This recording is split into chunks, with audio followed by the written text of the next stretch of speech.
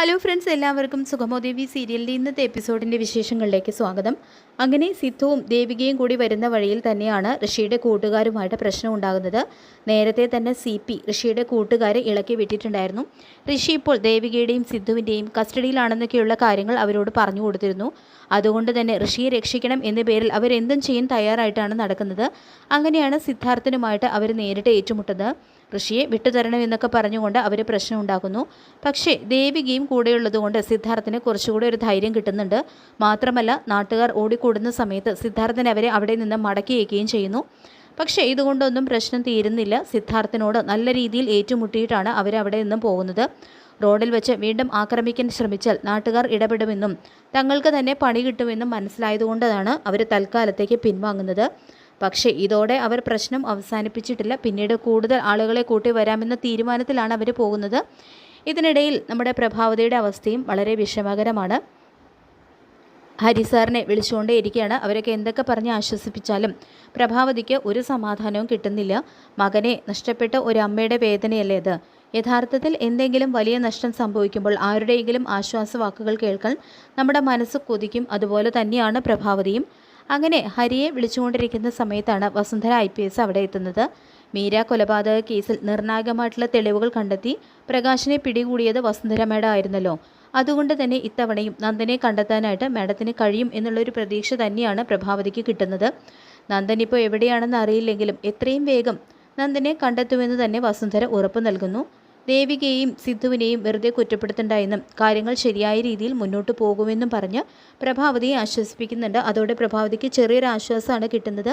പക്ഷേ അതിനിടയിലാണ് വലിയൊരു സംഭവങ്ങൾ ഉണ്ടാകുന്നത്. അതായത് രാത്രി എല്ലാവരും ഉറങ്ങാൻ തയ്യാറെടുക്കുന്ന സമയം പെട്ടെന്നാണ് വീടിൻ്റെ വാതിലിൽ മുട്ടുന്ന ശബ്ദം കേൾക്കുന്നത്. അപ്പോൾ സിദ്ധാർത്ഥനാണെങ്കിലും വീട്ടിലുണ്ട്. ആരാണ് വന്നതെന്ന് നോക്കുന്നതിന് മുൻപ് തന്നെ ഋഷിയുടെ കൂട്ടുകാരെ ആക്രമിക്കാനായിട്ട് തയ്യാറായിട്ട് നിൽക്കുകയായിരുന്നു. പിന്നെ സംഭവിക്കുന്നത് വളരെയധികം ഞെട്ടിക്കുന്ന കാര്യങ്ങൾ തന്നെയാണ്. അവർ വീട്ടിൽ കയറി സിദ്ധാർത്ഥനെ ആക്രമിക്കുകയാണ്. സാധാരണ ഒരു അടിയല്ല, വളരെ ക്രൂരമായിട്ടുള്ള രീതിയിലാണ് അവർ സിദ്ധാർത്ഥന് നേരെ ആക്രമണം നടത്തുന്നത്.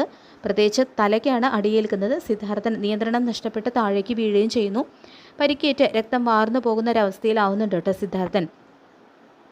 അപ്പോൾ സിദ്ധാർത്ഥനാണെങ്കിൽ തറയിൽ വീണ് കിടക്കുന്ന ഒരു കാഴ്ചയാണ് കാണിക്കുന്നത്. അപ്പോഴാണ് പ്രഭാവതി ആ ഒരു നിലവിളി കേട്ട് മുകളിൽ നിന്നും താഴേക്ക് വരുന്നത്. താഴെ സിദ്ധാർത്ഥൻ കിടക്കുന്നത് കണ്ടതോടെ പ്രഭാവതി ആകെ തളർന്നു പോവുകയാണ്. സിദ്ധുവിനെ വിളിച്ച് അലറിക്കരയുന്ന ആ ഒരു രംഗം ശരിക്കും വേദനിപ്പിക്കുന്നത് തന്നെയാണ്. ഇപ്പോൾ സിദ്ധാർത്ഥന് കിട്ടിയ ഒരു പരിക്ക് നിസ്സാരമല്ല, തലയ്ക്കാണ് ഗുരുതരമായിട്ട് പരിക്കേറ്റിരിക്കുന്നത്. അതുകൊണ്ട് തന്നെ സംസാരിക്കാൻ പോലും കഴിയാത്ത അവസ്ഥയാണോ, ജീവന് തന്നെ അപകടമുണ്ടാകുമോ എന്നൊക്കെയുള്ള ടെൻഷനിലാണ് എല്ലാവരും. സമയത്ത് ആരെ വിളിക്കണം എന്ന് പോലും അറിയാതെ പ്രഭാവതി ഇങ്ങനെ പകച്ചു നിൽക്കുകയാണ്. കുറച്ചു മുൻപ് ഹരിസാറിനെ വിളിച്ചതാണ്, ഇനി ദേവികയെ വിളിക്കാം, ഹരിയെ തന്നെ വീണ്ടും വിളിക്കാം, അതുപോലെ വസുന്ധര IPSനെയും അറിയിക്കാം എന്നൊക്കെ ചിന്തിച്ചാണ് അവസാനം സഹായം തേടുന്നത്. പിന്നീട് സിദ്ധാർത്ഥിനെ ആശുപത്രിയിൽ എത്തിക്കുന്നു. ഇപ്പോൾ സിദ്ധാർത്ഥിൻ്റെ ആരോഗ്യനില അതീവ ഗുരുതരമാണ്. തലക്കേറ്റ പരിക്ക് മാത്രമല്ല, രക്തവും ഒരുപാട് പോയിട്ടുണ്ട്. പ്രായം കൂടിയ ഒരാളായതുകൊണ്ട് തന്നെ റിക്കവറി കുറച്ചുകൂടി ബുദ്ധിമുട്ടായേക്കാം. ചന്ദ്രോത്ത് വീട്ടിലെ ഒരു നെടും തൂണായിരുന്നു സിദ്ധാർത്ഥൻ. നന്ദൻ പോയതിന് ശേഷം തന്നെ സിദ്ധാർത്ഥൻ കുറച്ചൊക്കെ തളർന്നൊരവസ്ഥയിലായിരുന്നു. പക്ഷേ നന്ദൻ തിരിച്ചു വരും എന്നൊരു പ്രതീക്ഷയിൽ തന്നെയായിരുന്നു സിദ്ധാർത്ഥൻ ഉണ്ടായിരുന്നത്. അതിനിടയിലാണ് ഇങ്ങനെ ഒരു ദുരന്തവും കൂടി അദ്ദേഹത്തിൻ്റെ ജീവിതത്തിലേക്ക് വരുന്നത്. ഇതേ സമയം ഈ ഒരു ആക്രമണത്തിന് പിന്നിൽ ഋഷിയുടെ കൂട്ടുകാരാണെന്ന് വ്യക്തമായതോടെ വസുന്ധര മേഡത്തിന് ഇനി അന്വേഷണം കുറച്ചുകൂടി എളുപ്പമാവും. മീര കൊലപാതക കേസിൽ വസുന്ധര മേഡത്തിനോടൊപ്പം നിന്നിരുന്ന ആ 2 കഴിവുള്ള പോലീസുകാരും ഇത്തവണ വസുന്ധര മേഡത്തിൻ്റെ ആ ഒരു ടീമിലുണ്ട്. അപ്പോൾ അവരെല്ലാവരും ചേർന്ന് കാര്യങ്ങൾ എങ്ങനെ മുന്നോട്ട് കൊണ്ടുപോകണം എന്നതിനെക്കുറിച്ചൊക്കെ പ്ലാൻ തയ്യാറാക്കുകയാണ്. മുൻപ് ചന്ദ്രോത്ത് വീട്ടിൽ നടന്ന മീരയുടെ കൊലപാതക കേസിലും പ്രതിയെക്കുറിച്ച് വ്യക്തമായിട്ടുള്ള ഒരു തെളിവുകളൊന്നും ആദ്യം ഉണ്ടായിരുന്നില്ല. സംശയിക്കാനുള്ള ചില സാഹചര്യ തെളിവുകൾ മാത്രമേ ഉണ്ടായിരുന്നുള്ളൂ. പക്ഷേ അവസാനം ആരും പ്രതീക്ഷിക്കാത്ത രീതിയിലാണ് അന്വേഷണം നടത്തി വസുന്ധര മേഡം പ്രകാശിനെ കണ്ടെത്തുകയായിരുന്നു. അതുപോലെ തന്നെ ഈ ഒരു കേസിലും ഒരു വലിയ ട്വിസ്റ്റ് ഉണ്ടാകും എന്ന് തന്നെ നമുക്ക് പ്രതീക്ഷിക്കാം. അന്വേഷണം ഒരു കാരണവശാലും ലീക്ക് ആകരുതെന്നും പഴുതടച്ച അന്വേഷണം തന്നെ നടത്തണമെന്നും വസുന്ധര ടീമിലുള്ളവരോട് പറയുന്നുണ്ട്. സിദ്ധാർത്ഥനാണെങ്കിൽ പകലിൽ ഋഷിയുടെ കൂട്ടുകാരുമായിട്ട് പ്രശ്നം ഉണ്ടാക്കിയതിൻ്റെ പ്രതികാരമായിട്ടാണ് ഈ ഒരു ആക്രമണം അദ്ദേഹത്തിന് നേരെ നടന്നിട്ടുള്ളത്. പക്ഷേ ഇനി ഇതിന് പിന്നിൽ CPയുടെ വഴിയൊരു കളിയുണ്ടോ എന്നുള്ളൊരു സംശയം നമുക്ക് ഒഴിവാക്കാനായിട്ട് കഴിയില്ല. 2 കൂട്ടരെയും തമ്മിൽ തല്ലിച്ച് അവരെ തമ്മിൽ തന്നെ ഇല്ലാതാക്കുന്ന രീതിയിലാണ് ഇപ്പോൾ അയാൾ കാര്യങ്ങളൊക്കെ നീക്കിക്കൊണ്ടിരിക്കുന്നത്.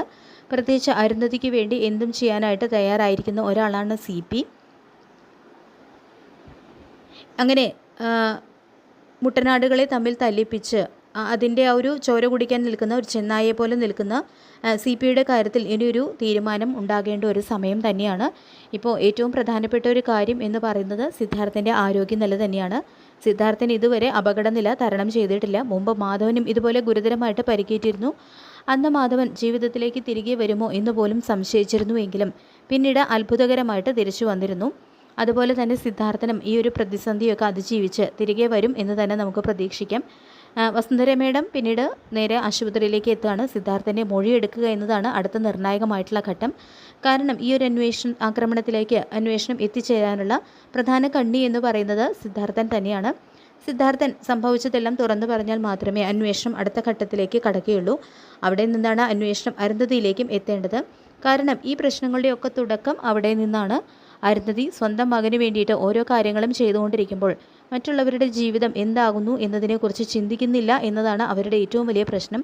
ഒരാളുടെ ജീവിതം രക്ഷിക്കാനായിട്ട് മറ്റൊരാളുടെ ജീവിതം തകർക്കുന്ന രീതിയിലുള്ള തീരുമാനങ്ങൾ എത്രത്തോളം ശരിയാണെന്ന് ഇനി അരുന്ധതിക്ക് തന്നെ തിരിച്ചറിയേണ്ടി വരും. ഇതേസമയം ഋഷി ജീവിതത്തിലേക്ക് തിരിച്ചു വരാനായിട്ട് കാരണക്കാരിയായത് ദേവികയാണ്. പക്ഷേ അതിന് നന്ദി പറയേണ്ടതിന് പകരം ദേവിക്കും സിദ്ധുവിന് നേരെ തന്നെയാണ് പ്രശ്നങ്ങൾ ഉണ്ടാക്കുന്ന ഒരു കാര്യങ്ങളാണ് ഇപ്പോൾ നടക്കുന്നത്. അതുകൊണ്ട് തന്നെ ഇനി വരാനുള്ള തിരിച്ചടി ആരൊക്കെയായിരിക്കും ഏറ്റുവാങ്ങുക എന്നുള്ള കാര്യങ്ങളാണ് അറിയാനായിട്ടുള്ളത്. ഇതിനിടയിൽ പ്രകാശിനെ മുൻനിർത്തി ത്യാഗരാജനാണെങ്കിലും വലിയൊരു ഗെയിം തന്നെ കളിക്കുന്നുണ്ട്. എന്നെ പരോളിൽ ഇറക്കിയത് തന്നെ ഈ ഒരു കണക്ക് ചോദിക്കാൻ വേണ്ടിയല്ലേ, അപ്പോൾ അതിനു വേണ്ടിയിട്ട് ഞാനും ഒരുങ്ങാണെന്ന് പ്രകാശം പറയുന്നു. പ്രകാശിനെ കൊണ്ട് തൻ്റെ എല്ലാ ലക്ഷ്യങ്ങളും പൂർത്തിയാക്കിയ ഒടുവിൽ ത്യാഗരാജൻ അയാളെ ചതിക്കും എന്നുള്ള കാര്യം ഉറപ്പാണ്. എല്ലാ കുറ്റവും അയാളിൽ ചുമത്തും. കാരണം ത്യാഗരാജൻ ഇതിനിടയിൽ ഉണ്ടെന്നുള്ള കാര്യം നന്ദനോ ഋഷിക്കോ ഒന്നും തന്നെ അറിയില്ല. പണം നൽകാമെന്നും ആയുഷ്കാലം മുഴുവൻ സുഖമായിട്ട് ജീവിക്കാനുള്ള വലിയൊരു എമൗണ്ട് നൽകാമെന്നൊക്കെ പറഞ്ഞുകൊണ്ട് ത്യാഗരാജൻ പ്രകാശിനെ പറ്റിക്കും എന്നുള്ള കാര്യം ഉറപ്പാണ്. അങ്ങനെ ത്യാഗരാജൻ്റെ ആ ഞെട്ടിക്കുന്ന ചതി പ്രകാശ് മനസ്സിലാക്കാൻ പോകുന്നതേ ഉള്ളൂ. അപ്പോൾ നമുക്ക് കാത്തിരിക്കാം വരാൻ പോകുന്ന കിടിലൻ എപ്പിസോഡുകൾക്കായിട്ട്. ഈ റിവ്യൂ ഇഷ്ടപ്പെട്ടെങ്കിൽ ലൈക്ക് ചെയ്യുക, ചാനൽ കൂടി ഒന്ന് സബ്സ്ക്രൈബ് ചെയ്ത് സപ്പോർട്ട് ചെയ്യുക. താങ്ക്